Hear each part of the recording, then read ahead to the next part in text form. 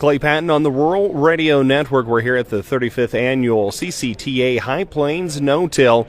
We're over in the trade show. Board member, farmer, rancher, vendor, kind of a man of all, jack of all trades when it comes to it. But it's Jake Miller out of Culbertson, Nebraska, and Livewire Fencing, the company.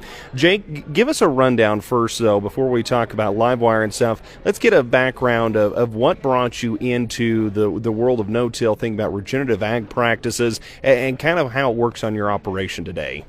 Yeah, Clay, the way it worked out, Dad and Grandpa had always been pretty good grazers. We had been essentially planting cover crops before we knew it. The goal for the operation was really to get the cows out grazing 365 days a year, trying to reduce fed feed costs. And so when I went to college for beef cattle management, I had the opportunity to do a internship with a guy that was growing cover crops and grazing, and that's kind of what sparked my interest in that, and what kind of gave us the push to start planting multi-species mixes, go down that road. So after we did that, just connections through Facebook ended up getting me out here to the CCTA conference at Burlington. That would have been about it was either 2014 or 2015 I came out here, attended for the first time, and then they had me back the next year to speak. And I guess that's kind of when we got our involvement with CCTA and started going down that road with them. But at that point, we had, kind of had the farm converted over to grazing and cover crops, and headed down that road and really like the results that we saw. So.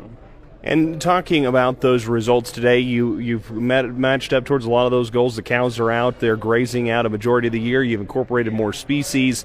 How do you just refine it at this point, or what do you continue to work on the operation? Things we're continuing to work on is really our grazing intensity, moving fence every day sometimes, every third day sometimes, getting pastures cross-fenced down so we can really target, the hard-to-get areas in the pasture, whether that be the back corner they didn't want to go to after we got water relocated, putting cross-fences down the bottom of the canyon so that we don't completely graze out the bottom of the canyon. We can push them up on the hillside, really just trying to get more utilization out of all the acres we have and be as efficient as we can grazing those acres. And then on the crop side of things with cover crops and everything, different species, but also trying to increase the biology of our soils, reduce our fertilizer and chemical inputs on those soils.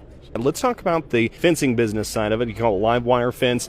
Was this a byproduct of trying to get into these regenerative ag practices? Yeah, it was a business by accident, honestly. When I came home from college, we had bought a bunch of fence chargers, bought some poly wire, reels, step-in posts, all stuff at the local farm stores, and the quality was less than desirable on that stuff. Kind of started out, I'd built some solar units for fence chargers just so that we could have something portable that was a little bit higher quality, a little bit more effective, and then a couple neighbors saw it, asked about them. We had put some on Facebook or whatever, and the business kind of happened by accident. And I guess one thing about the business is I'm not too brand loyal to anybody, because I have products that we have used on our operation that I like from several different companies. So we've put those products together for our business and bring the hands-on experience and ranch testing ourselves to the business with that. So that's kind of what has driven that, and it's it's pretty neat. Jim Garish speaking out here, he kind of has a similar business, and he ends up carrying all the same brands of stuff too, so it's pretty straightforward across the board of similar businesses like that we all end up with the same things and find the right products. So. And it comes back to customer service. You're there, firsthand knowledge about your products. You're using them on in your operation, so you're there to kind of help and be that guide for folks that are buying products. Yeah, and like the fence chargers and stuff, I'd love to say that they're going to run forever, but, life happens. Electricity, electronics don't last forever, and just the fact that we can repair those fence chargers right in our shop, we've got the parts on hand to do it. We don't have to send them off. We don't have to pay a freight bill or do any of that. And, some of that stuff, we've been in it long enough now. We've started being able to produce some of our own products, and we've got some pretty cool things coming in the works that hopefully we'll have out in the next couple months that should advance the fence charger industry and give producers more opportunity and some different tools and things that should help have a little bit more control over things. So. Yeah, we're talking with Jake Miller. He is here with Livewire Fencing, and you're just coming off the board of directors. You've put your time in, have given back. Talk to us about because this is not something that's in your backyard. It's not a local board that you're serving on.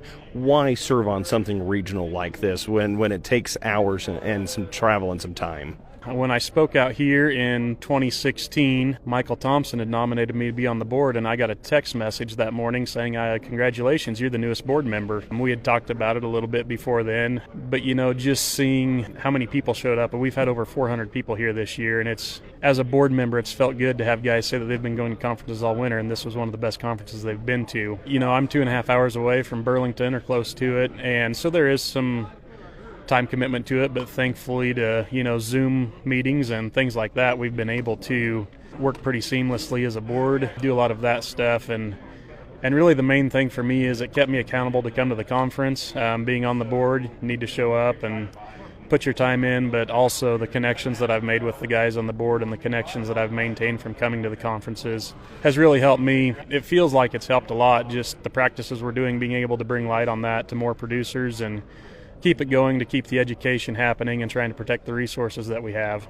When it comes to the conference itself, got a top speaker, a top breakout session. Let's hear some of your highlights from it. Some of my highlights for the conference, like Jason Mock being here, doing a lot of really cool relay cropping things, has some meat businesses, has a golf course that he's established.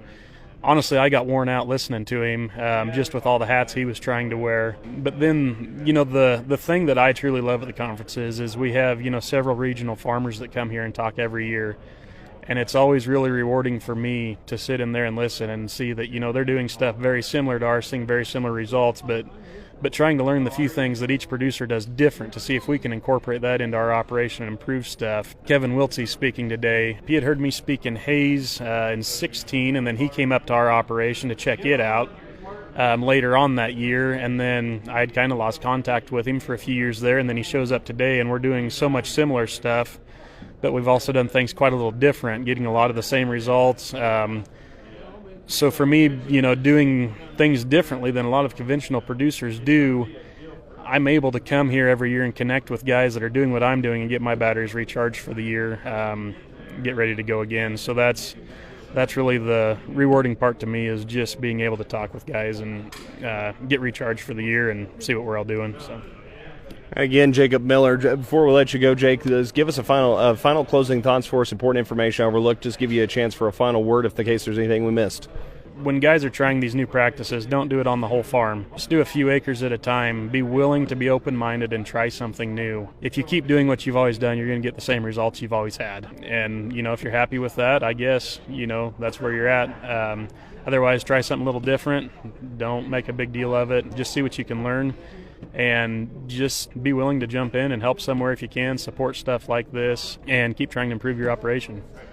Jake Miller here at the CCTA High Plains No-Till 35th Annual Conference in Burlington, Colorado. You're listening to the Rural Radio Network.